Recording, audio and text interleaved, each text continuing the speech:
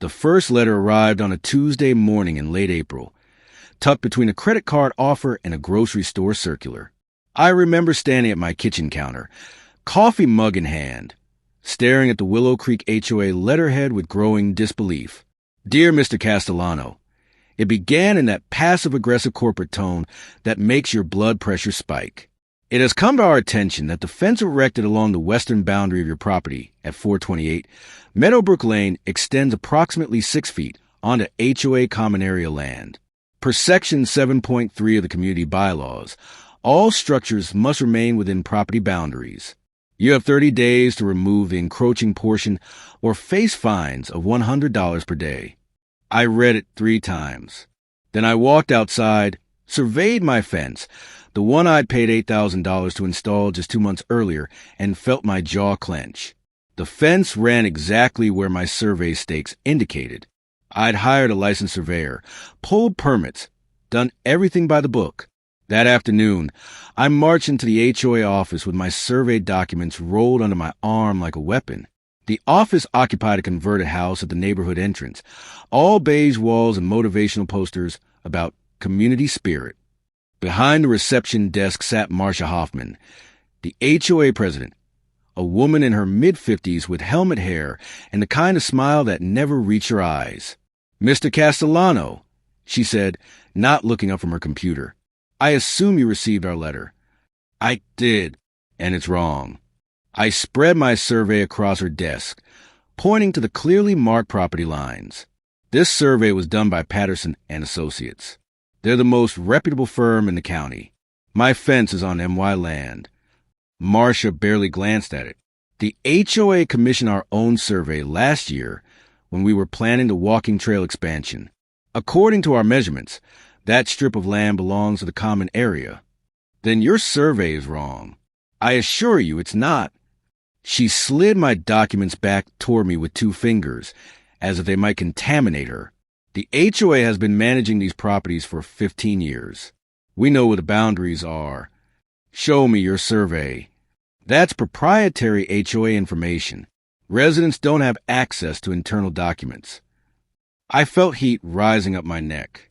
You're demanding I tear down a fence based on a survey you won't even show me? We're asking you to comply with community standards. 30 days, Mr. Castellano. She turned back to her computer. Conversation over. I left that office shaking with frustration. But I'm not the type to back down when I know I'm right. My grandfather built houses for 40 years, and he taught me one crucial lesson. When it comes to property, documentation is everything. Over the next week, I gathered my arsenal. I pulled the original deed from 1987, when the neighborhood was first developed. I obtained 3 additional surveys from different firms, all of them confirming my property line. I photographed the iron boundary markers embedded in the ground along my fence line, markers that had been there since the subdivision was created. I even found the original plat map from the county recorder's office. Every single document told the same story. The HOA was wrong, and that 6-foot strip was mine. I returned to Marcia's office with a folder 2 inches thick. This time, I brought my neighbor Dave, a real estate attorney who'd been itching for a reason to challenge the HOA ever since they'd fined him $500 for having his garbage cans visible from the street. Mrs. Hoffmann, I said, dropping the folder on her desk with satisfying thud. This is every piece of documentation related to my property boundary. Deeds, surveys, plat maps, county records. All of it proves that fence is on my land. I'm giving you one chance to withdraw your demand. Marcia didn't even open the folder. The HOA board has reviewed this matter thoroughly. Our position stands. You now have 23 days to comply, or fines will begin accruing. Dave leaned forward. As Mr. Castellano's attorney, I'm advising you that proceeding with this action would be ill-advised. The evidence is overwhelming and... Are we done here? Marcia's smile had vanished entirely. Because I have a meeting in 5 minutes. We're done, I said quietly. But you'll be hearing from us again. As we walked to our cars, Dave shook his head. She's betting you'll cave rather than fight. HOAs do it all the time. They count on people not wanting a hassle. Wrong bet, I said. The fine started exactly 30 days later. $100 per day, added to my monthly HOA due statement. I didn't pay them. Instead, Dave filed a lawsuit against the Willow Creek HOA for harassment, abuse of authority, and slander title. That last one being a legal term for making false claims about someone's property. The HOA board responded by doubling down. They sent a letter to every homeowner in the neighborhood, painting me as a problem resident who refused to follow community rules. They increased my fines to $200 per day. They even put a lien on my house. That lien was their biggest mistake. Dave explained it to me over beers at his house, a grin spreading across his face as he read their filing. They put a lien on your property based on a false claim. That's not just civil. It could be criminal fraud. And more importantly, it gave us grounds to expedite the court hearing. The hearing happened on a sweltering July morning. The HOA showed up with their lawyer, a slick guy in an expensive suit who radiated overconfidence.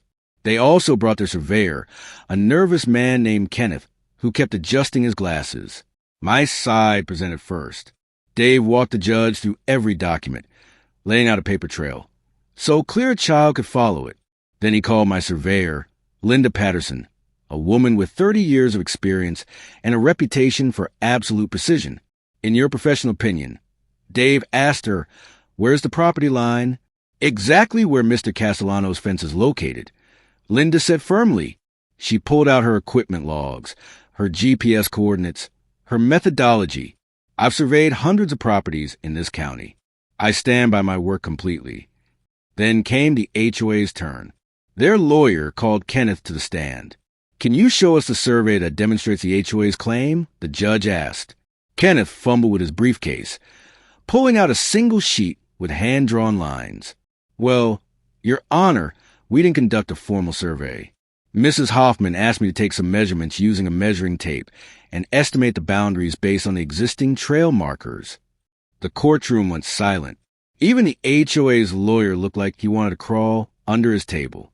"You're telling me," the judge said slowly, "that the HOA demanded this man remove his fence and imposed thousands of dollars in fines based on someone walking around with a tape measure?"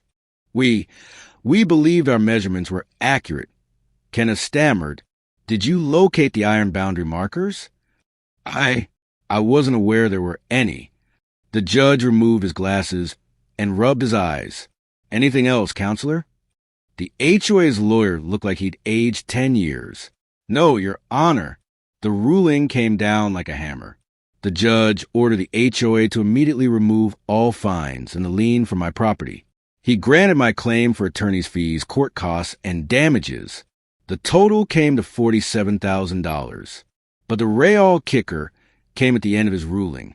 Furthermore, the judge said, his voice sharp with displeasure, the court finds the HOA's actions to have been undertaken with reckless disregard for Mr. Castellano's property rights. The board members who voted to pursue this matter demonstrated a stunning lack of due diligence and an abuse of their authority.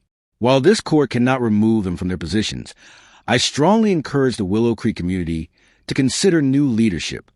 The aftermath was beautiful. Word of the ruling spread to the neighborhood like wildfire. Within a week, a petition circulated demanding the recall of Marcia and 2 other board members. Within a month, they'd all resigned. The HOA's insurance company paid my judgment, but the legal mess cost them another $30,000 in their own attorney's fees. Dave and I celebrated with steaks on my back deck, my vindicated fence standing proud in the background. As the sun set over Willow Creek, I raised my beer toward that fence. "To property rights," I said, "and to expensive lessons," Dave added with a laugh. The new HOA board sent me a formal apology letter. They also revised the bylaws to require professional surveys before making any boundary claims. Marcia moved out of the neighborhood 6 months later. I heard she joined another HOA board across town. I almost feel sorry for them. Every time I look at that fence now, I don't just see $8,000 worth of cedar and hardware. I see the principle of standing your ground when you know you're right. I see the importance of documentation and the danger of arrogant people with a little bit of power. Most importantly, I see the reminder I gave every petty tyrant in every HOA everywhere.